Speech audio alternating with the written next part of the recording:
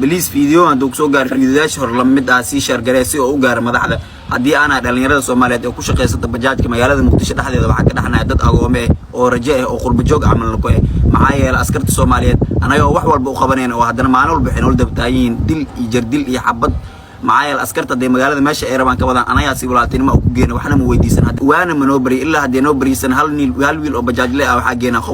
qowraha magaalada Muqdisho kala bar waxa buuxiyo anaga maxaa yeelay wax walba xinool dabtaayin wax xabad maanta waxaan ilka dil wiil Soomaaliyeed oo hooyadiis u ahaa indha nuursi gabdhal dhashtan u ahaa garbo aabiisna u ahaa geesi anay uma qalana maalin walba inuu dhiigeena magaalada oo ku daato hadoo magaalada Muqdisho qarax kama dhaco hadoo ka dhacan ku baabaa waa anaga walaalayaal wadanahay dhalinyarada Soomaaliyeed magaalada Muqdisho waa ku dulmanahay wallahi maanta 80 kun oo dhalinyarada maanta heer waxay tahay inta yaana qalabay oo hubna si dadka iska cilninay tahay wallahi walaalayaal waa idin baryana xabadan ay dhaafaan ugu wadiin waxa lama dhowran kare